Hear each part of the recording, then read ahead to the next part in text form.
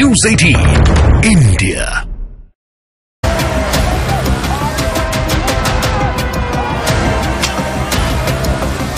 Border पर आमने सामने किसान और जवान। मोदी ਦਾ ਗ੍ਰਾਫ ਬਹੁਤ ਮੰਦਰ ਦੇ ਕਰਕੇ ਉੱਪਰ ਉਹ ਨੁਕਸਾਨ ਉਹ ਇਹਦਾ ਗ੍ਰਾਫ ਡਾਊਨ ਕਿਵੇਂ ਆ ਸਕਦਾ ਹੈ।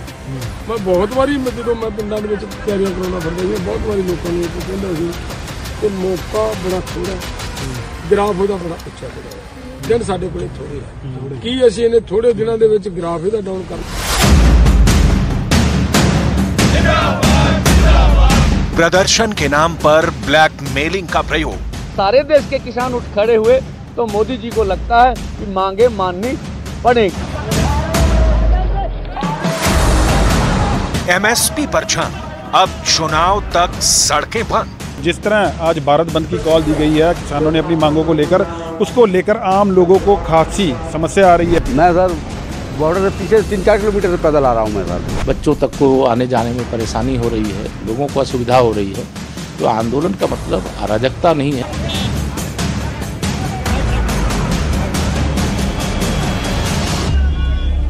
पंजाब टू दिल्ली का सियासी कॉरिडोर किसने बनाया?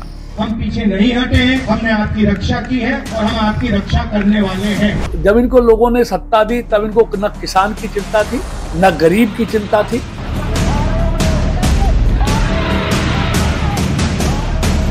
दो 2024 के सियासी शतरंज में मोहरा बने किसान। प्रधानमंत्री जी के पास समय नहीं है। जो हताश और निराश लोग हैं ये सीधे साधे किसानों के कंधे पर आकर अपना मकसद हिल करना चाहते हैं, मोदी को हटाना चाहते हैं। किसान बने मोहरा, कौन है असली चेहरा? मोदी सरकार की विशेषता ये है चंदादाताओं को सम्मान और अन्नदाताओं का मान। आंदोलन में हम आपके भागीदार हैं कि एमएसपी जो है आप लोगों को मिलना चाहिए, उससे कम कुछ नहीं होना चाहिए।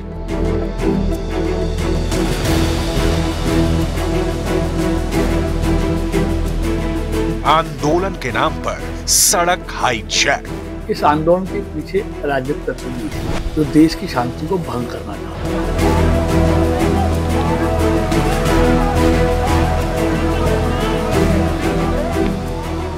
किसानों की जान लेने के बाद भी सरकार ये कह रही है कि हम देख रहे हैं, हम देखेंगे।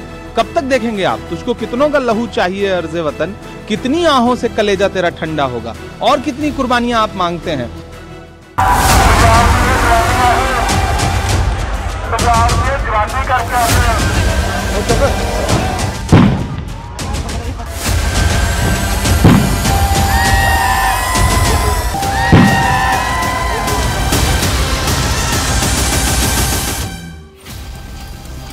किसानों के दिल्ली चलो मार्च का आज चौथा दिन है। इस समय भी सैकड़ों किसान अंबाला के पास पंजाब हरियाणा के शंभू बॉर्डर पर डटे हैं और दिल्ली की तरफ बढ़ने की कोशिश कर रहे हैं।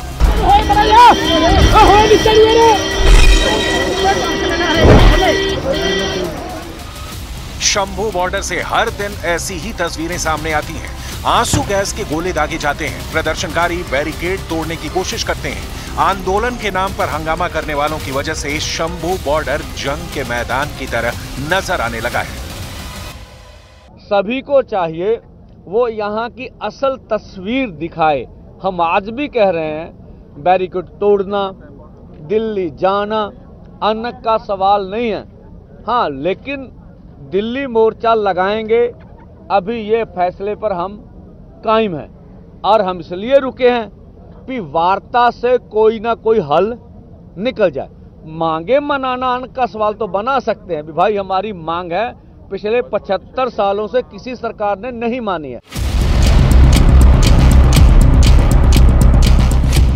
हरियाणा पुलिस ने अंबाला के शंभू बॉर्डर पर उपद्रव करने वालों की तस्वीरें और वीडियो जारी किए हैं, जिसमें कुछ किसान पुलिस पर पथराव करते हुए दिखाई दे रहे हैं। पुलिस जब किसानों को बॉर्डर क्रॉस करने से रोकने के लिए आंसू गैस के गोले दाग रही थी, तो कुछ प्रदर्शनकारियों ने उनके ऊपर पत्थर फेंके।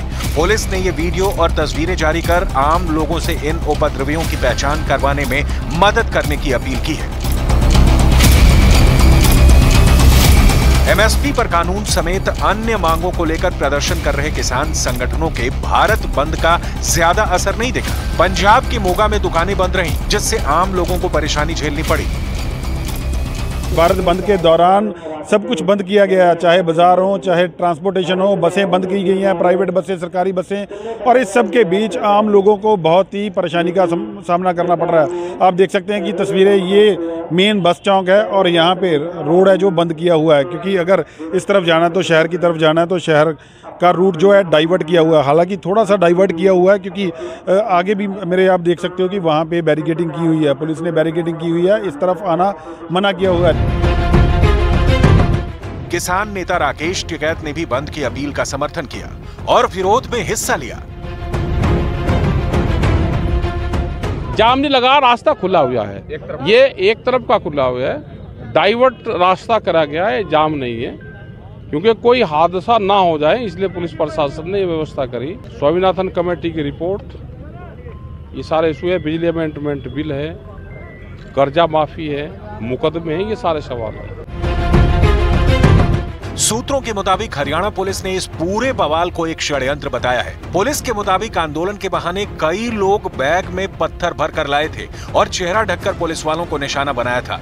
ये भी दावा है कि कई लोगों के हाथ में रॉड और डंडे थे, जिसका इस्तेमाल प्रशासन के खिलाफ किया गया। इससे साबित होता है कि प्रदर्शन की आड़ में अराजकता की जा रही है और किसान नेता अराजक तत्वों को भी अपने आंदोलन में पूरी जगह दे रहे हैं।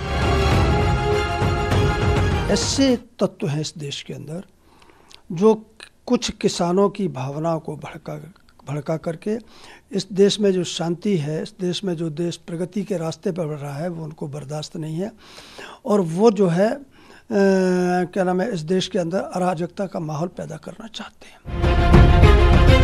एक तरफ बेलगाम प्रदर्शनकारी बॉर्डर पर बवाल कर रहे हैं, तो दूसरी तरफ आंदोलन की आड़ में पूरे देश में सियासत भी जोरों पर है। बिहार के सासाराम में भी कांग्रेस ने किसान आंदोलन का मुद्दा उठाया। राहुल की यात्रा में आरजेडी नेता तेजस्वी यादव भी शामिल हुए। तेजस्वी के हाथ में कार की स्टीयरिंग थी और राहुल साथ में बैठे थे। इसके बाद एक जनसभा को संबोधित करते हुए तेजस्वी यादव ने किसानों के एमएसपी की मांग को लेकर सरकार को घेरा और कहा कि उनका समर्थन पूरी तरह से किसानों के साथ में है। यहाँ किसान महापंचायत में राहुल गांधी ने एक बार फिर कहा कि उनकी किसानों को एमएसपी की गारंटी है।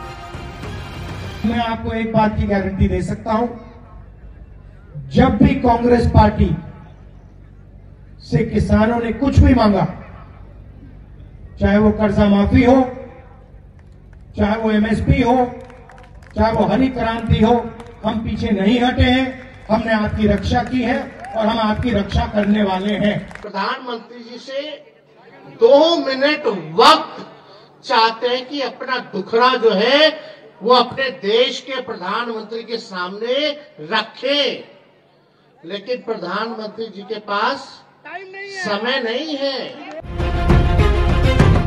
आखिर इस आंदोलन का मकसद क्या है? क्या किसानों के लिए यह आंदोलन है या सियासत के लिए? क्योंकि एक तरफ बॉर्डर पर किसानों की जमघट कह रही है कि वो अपनी मांगों के लिए आंदोलन कर रहे हैं, लेकिन उन्हीं किसानों को बॉर्डर तक ले जाने वाले किसान नेता तो सियासी ग्राफ ऊपर नीचे करने में लगे हैं। मोदी का ग्राफ बहुत मंदर दे करके ऊपर वो नुकसान वो ग्राफ डाउन किवें आ सकता है।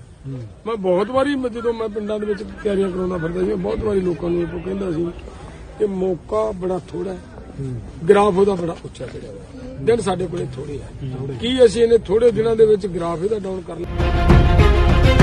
एक किसान नेता की जुबान से निकले ऐसे बयानों से ही सवाल उठता है कि आखिर किसान आंदोलन 2.0 की डायरेक्शन क्या है? आंदोलन के पीछे अराजक तत्व भी है जो देश की शांति को भंग करना चाहते हैं। उनका मकसद कुछ और है, क्यों उनको साक्षात दिखाई देता है कि तीसरी बार भी देश की जनता मोदी जी को इस देश का प्रधानमंत्री चुनने के लिए लालियत है, तैयार बैठी है। तो इनका निशाना किसानों हित नहीं है, इनका निशाना मोदी है। आंदोलन के पीछे कांग्रेस और आप पार्टी है जो देश के लोगों ने पूरी तरह जिनको नकार दिया है। ये नकारे हुए लोग ये मोदी को रोकने के लिए किसी भी हद तक जा सकते हैं। हरियाणा के सीएम मनोहर लाल खट्टर ने भी इस आंदोलन पर सवाल उठाए हैं। उन्होंने पंजाब और दिल्ली की आम आदमी पार्टी को कटघरे में खड़ा किया है। मनोहर लाल का आरोप है कि पंजाब सरकार ने किसानों के दिल्ली कूच करने के लिए सियासी कॉरिडोर बनाया और इस आंदोलन के बहाने 2024 के चुनाव में अपना एजेंडा फिक्स कर रही है। मनोहर लाल ने पूछा कि हरियाणा सरकार की तरह पंजाब सरकार किसानों से 14 फसलों को एमएसपी पर क्यों नहीं खरीद रही है। व्यवहार से पता लगता है कि कोई ना कोई सपोर्ट उनको है ही। आखिर रोकने में तो पंजाब सरकार भी उनको अपनी जगह पर रोक ही सकती है, नहीं रोकी है तो कहीं कुछ ना कुछ अंडरस्टैंडिंग तो रही होगी। और दिल्ली वाले तो ये कहते हैं कि हाँ हम तो किसान की मूवमेंट के साथ हैं। किसान की मांगों के साथ होना एक बात है, लेकिन किसान की मूवमेंट जिस प्रकार की चला रहे हैं उसमें साथ होना ये कई प्रकार के गलत संदेश देता है। प्लान बनाना, प्रदर्शन करना और अपनी मांगों के लिए सड़क पर उतरना, दबाव डालना, ये लोकतांत्रिक तरीके हैं, लेकिन इसमें प्रधानमंत्री नरेंद्र मोदी का नाम उछालना, लोकप्रियता पर सवाल खड़े करना और सार्वजनिक तौर पर पीएम मोदी का ग्राफ डाउन करने की बात से आंदोलन पर सवाल उठते हैं। इस समय इस तरह की बातों को लेकर जिससे कि समस्या का समाधान के रास्ते मजबूत हो सकता है, उसके अनुसार पहल करें, बातचीत के माध्यम से समाधान ढूंढें। इस बयान के पीछे एक बड़ी साजिश की पटकथा लिखी जा चुकी है। टिल्लेवाल कह रहे हैं कि उनके पास वक्त कम है और ग्राफ बढ़ चुका है। ये इशारा 2024 के चुनाव का है। एक तरफ किसान नेता और सरकार के बीच बातचीत का दौर चल रहा है, दूसरी तरफ मोदी विरोध के लिए एक बड़े प्लेटफॉर्म को बनाया जा रहा है। सूत्रों के मुताबिक आंदोलन को लंबा खींचने की पूरी तैयारी है, जिसका फायदा 2024 चुनाव में उठाया जा सके। शायद इसलिए सरकार बार बार बातचीत के टेबल पर आती है, आंदोलन खत्म करने की कोशिश करती है, लेकिन हर बार किसी कारण से बातचीत बेनतीजा रहती है। सरकार के बहुत सीनियर मंत्रीगणों का प्रतिनिधिमंडल बातचीत कर रहा है, तो ऐसे समय में यह आंदोलन का कोई औचित्य भी नहीं है। और दूसरा, जो किसानों की आड़ में कांग्रेस हो, आम आदमी पार्टी हो, कम्युनिस्ट पार्टी हो, यह सब जो रोटी सेकने की कोशिश कर रहे हैं, इससे इनको फायदा नहीं होगा। किसानों का आंदोलन कभी अराजक नहीं हो सकता है।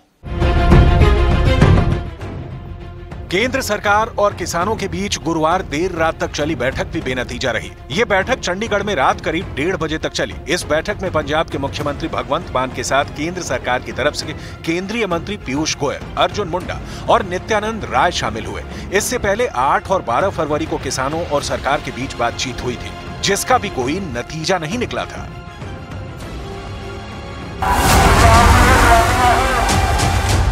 सरकार ने जवानी करके